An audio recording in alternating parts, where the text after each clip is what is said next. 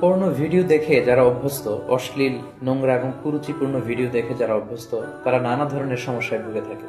এই পর্নোগ্রাফি রয়েছে অনেক ধরনের ক্ষতিকর দিক। তারা তাদের ব্যক্তিগত জীবনে যেমনি ক্ষতিগ্রস্ত হয়, তারা তাদের বৈবাহিক জীবনে যেমনি ক্ষতিগ্রস্ত হয়, তারা সামাজিক জীবনে এবং ধর্মীয় দিক থেকেও তারা প্রচন্ড ক্ষতিগ্রস্ত হয়। এ পর্যায়ে আমরা বলবো পর্নোগ্রাফি দেখার ফলে একজন ব্যক্তি কি কি ক্ষতির সম্মুখীন হয়। সর্বপ্রথম যে ক্ষতিটির সম্মুখীন সে হচ্ছে সেটি হচ্ছে সেই ব্যক্তি তার আত্মাকে কলুষিত করে দিচ্ছে। ফলে কোনো আবাদতে সে মজা পাবে না, সে সালাত আদায় করে মজা পাবে না, সে কোরআন তেলাওয়াত করে মজা পাবে না, সে তাসবিহ করে মজা পাবে না।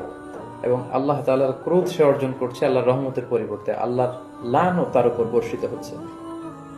এবং মানুষের দেহের যতগুলো অঙ্গ রয়েছে তার মধ্যে থেকে সবচাইতে দামি অঙ্গ হচ্ছে তার আত্মা। And pornography is damaging your soul. Vishnu Isa Islam বলেছেন, আলা ইন্না ফিল জাসাদি মুদগা ইদা সলুহাত সলুহাল জাসাদু কুল্লু ওয়া ইদা ফাসাদাত ফাসাদাল জাসাদু কুল্লুহু আলা ওয়াহিয়াল কলব। জেনে রাখো, নিশ্চয়ই মানব দেহে একটি গোশতের টুকরো রয়েছে যেটি দেহের সবচেয়ে দামি অঙ্গ। এই অঙ্গটি যদি পরিচ্ছন্ন হয় পুরো দেহটি পরিচ্ছন্ন থাকে, এই অঙ্গটি যদি নষ্ট হয়ে যায় পুরো দেহটি নষ্ট হয়ে যায়, আর সেটি হচ্ছে তোমাদের আত্মা। In the day of judgement আমরা যখন আল্লাহ তাআলার কাছে হাজির হয়ে যাব, আমাদের ক্ষমতা, আমাদের সন্তান, আমাদের সম্পদ কোনো কিছুই আমাদের মুক্তিকে নিশ্চিত করতে পারবে না। কেবলমাত্র যারা প্রশান্ত এবং পরিচ্ছন্ন আত্মা নিয়ে মহান আল্লাহর দরবারে হাজির হবে, তার জন্যই আল্লাহ তাআলা ক্ষমার ঘোষণা করবেন।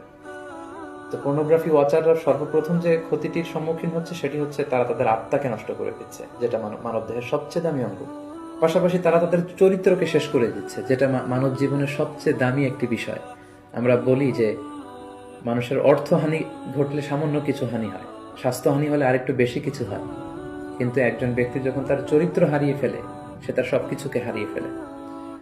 পাশাপাশি যারা পর্নোগ্রাফি দেখে অভ্যস্ত তাদের স্বাস্থ্যের মারাত্মক হানি ঘটে, যেহেতু পর্নোগ্রাফি ওয়াচাররা রাতের সময়টুকুকে বেছে নেয় গোপনে পর্নোগ্রাফি দেখার জন্য। ফলে রাতের ঘুম তাদের আর হয় না, তারা ইনসমনিয়াতে ভোগে এবং একটা বিকৃত রুচি তারা ডেভেলপ করে ফেলছে মনের অজান্তেই। মহান আল্লাহ তাআলা বিবাহের মাধ্যমে, পবিত্র বন্ধনের মাধ্যমে একজন প্রাপ্তবয়স্ক নারী এবং পুরুষ তারা তাদের জৈবিক চাহিদা মেটাবে, এটাকে আল্লাহ বৈধ করেছেন। কিন্তু বিয়ের অনেক আগেই যখন তারা এই যুগল দৃশ্যগুলো ভিডিওতে দেখে, বলে আয়াতু বিল্লাহ, নাউযু বিল্লাহ, তখন মনের অজান্তে একটা বিকৃত রুচি তারা ডেভেলপ করে। তারা তখন আর স্বাভাবিক মানুষ থাকে না, অস্বাভাবিক মানুষে পরিণত হয়।